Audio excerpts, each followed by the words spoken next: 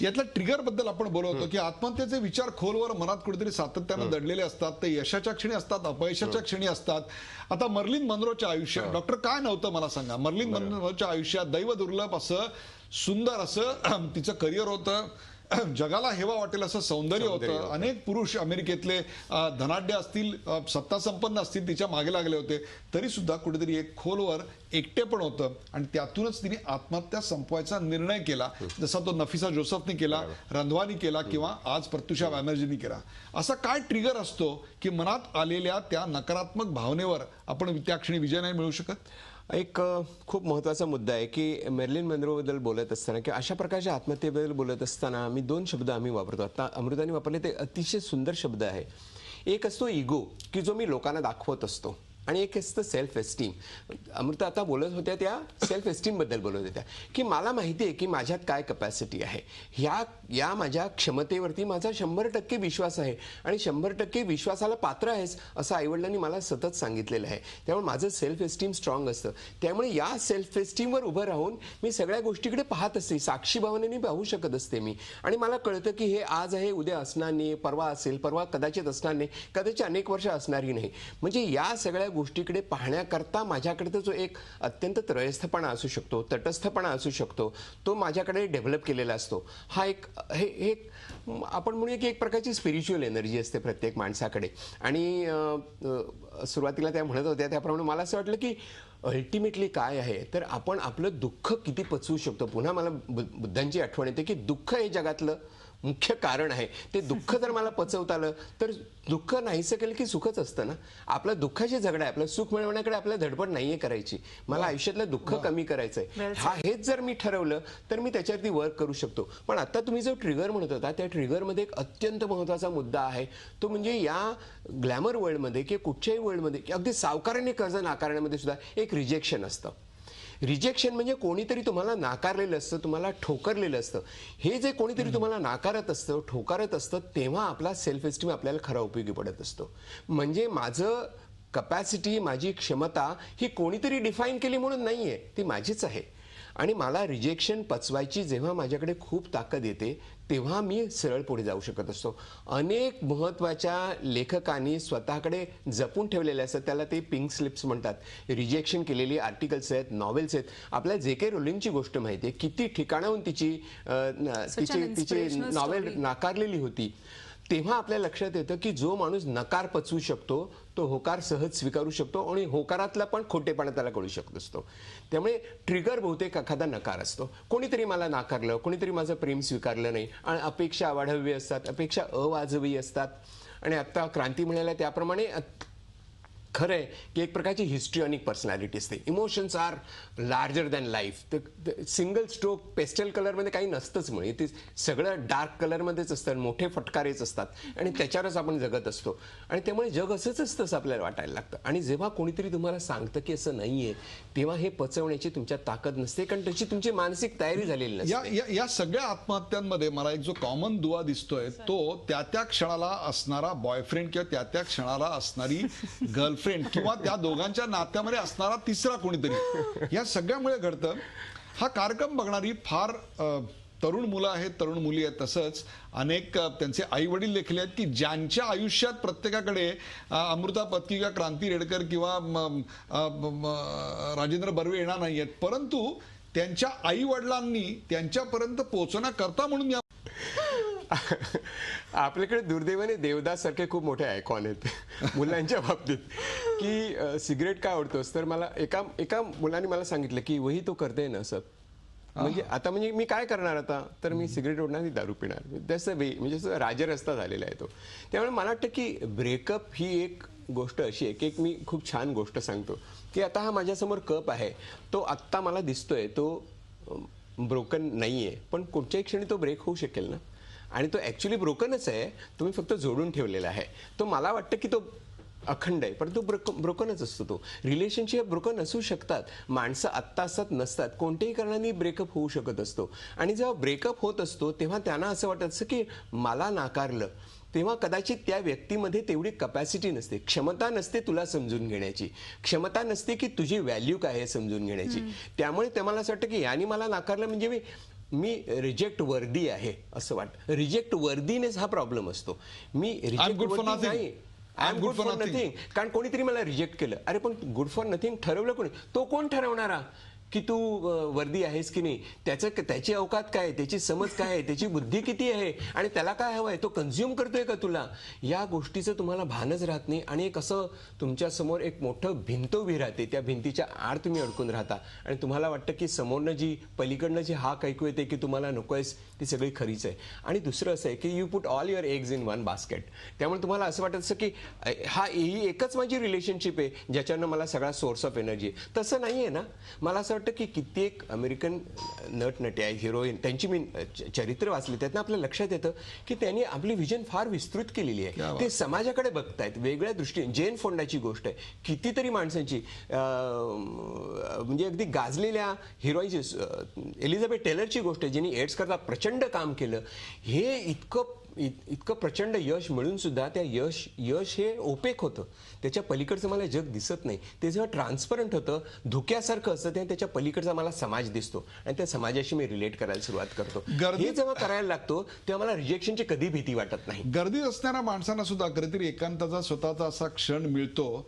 त्यावेळी कसं ओळखायचं की आत्ता आपल्यावर डिप्रेशनचं गारुड सवार आहे की नाही? एक खूप दोन महत्त्वाच्या भावना मनामध्ये असतात ज्याला त्या अत्यंत महत्त्वाच्या आहेत. ते म्हणजे होपलेस वाटणं, म्हणजे निराश वाटणं आणि हेल्पलेस वाटणं.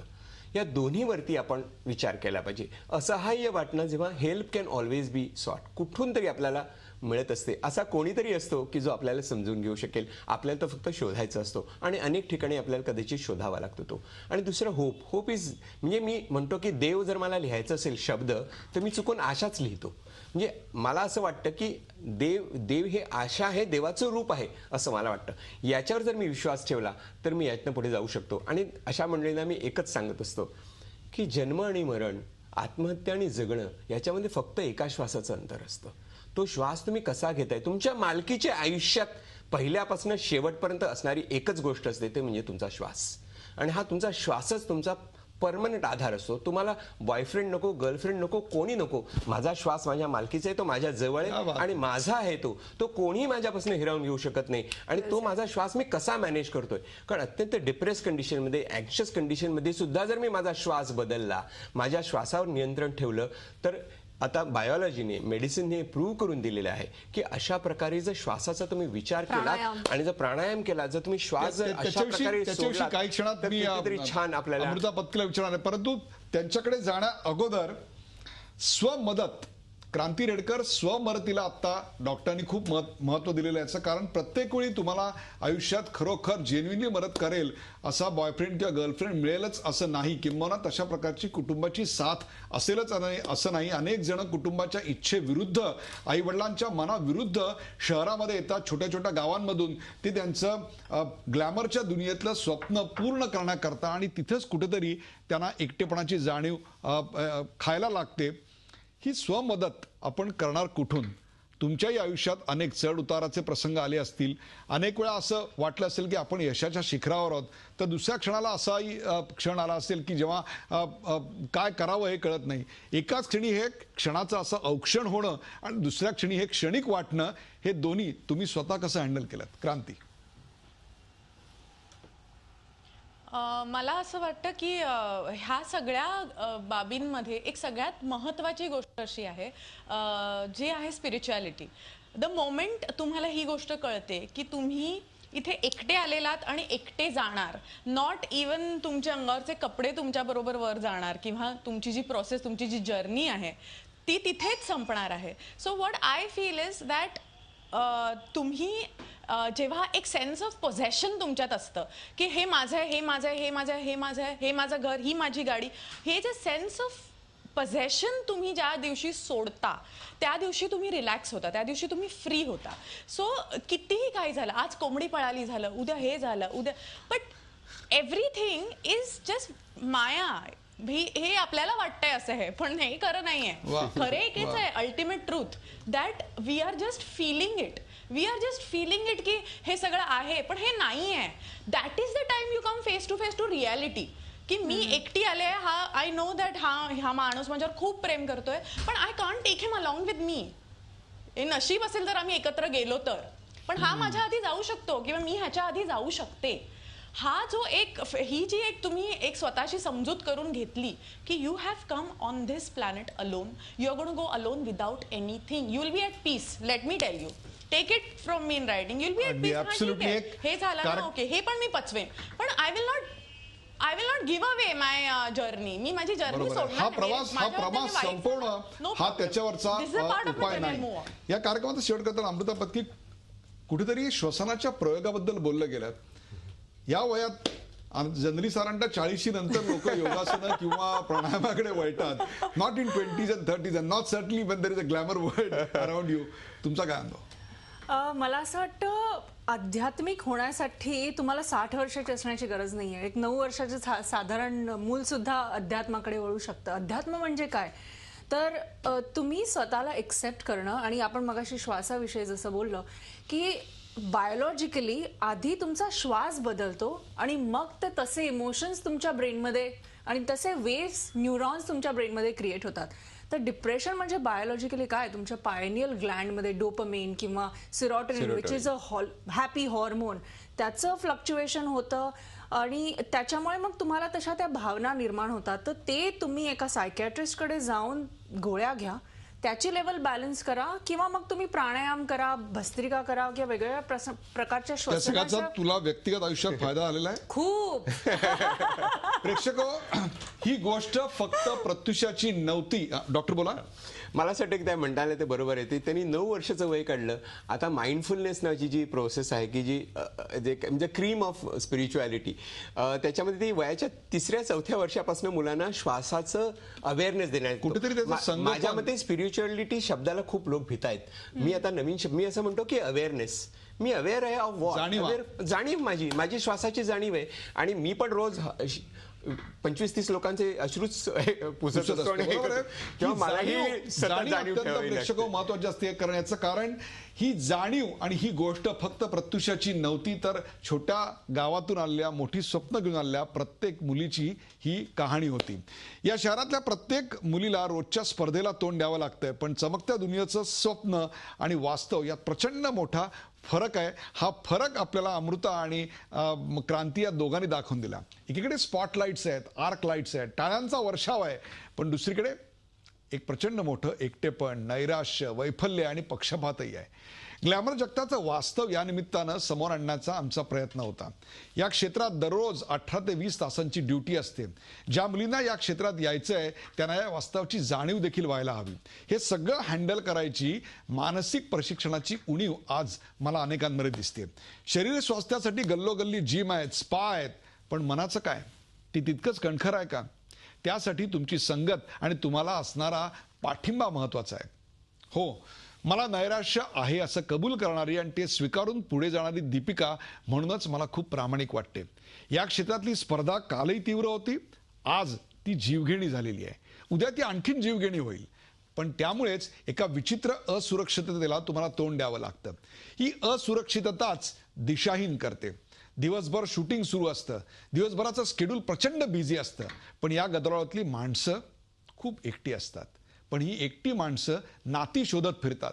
या नात्यांमध्ये आपुलकी, जिव्हाळा, प्रेम यापेक्षा उपयुक्तताच जास्त महत्वाची असते. त्यातूनच एक तुटलेपण येतं. मग त्यामागोमाग संगतीने येणारी दारू, ड्रग्ज, वेगवेगळी व्यसनं, या तकलादू नात्यांच्या मागे धावता धावता ही नाती कधी पत्त्याच्या बंगल्यासारखी कोसळतात ना, ते कळत देखील नाही. दिव्या भारती काय, नफिसा जोसफ काय, सिल्क स्मिता काय, झिया खान काय, या सगळ्यांच्या मृत्यूची कारणं वेगवेगळी असतील. फक्त काम नाही, यश नाही म्हणून आत्महत्या केली एवढंच. पण या उत्तराचं सुलभीकरण अशा रीतीनं आपण करायला नको. तर आयुष्य हँडल करण्यासाठी जी मानसिक ताकद लागते ना, तीच आपण या निमित्तानं एकमेकाला द्यायला हवी. तीच द्यायचा आजचा हा प्रयत्न होता. जे चांगलं चित्र असतं ते तुमच्या समोर तुम्ही संध्याकाळी प्राईम टाईममध्ये कुठल्याही चॅनलवर एंटरटेनमेंटच्या पाहत असता. त्यातलं डर्टी पिक्चर तुमच्या समोर दाखवायचं होतं. नुसतं डर्टी पिक्चर नाही तर त्याच्या मागून एक मदरीचा हात आहे. तो द्यायला जे 3 मान्यवर आले होते त्या 3 मान्यवरांचे आभार. ताज्या बातम्यांसाठी पाहत राहा झी24 तास. रहा एक पाऊल पुढे. झी24 तास रहा एक पाऊल पुढे.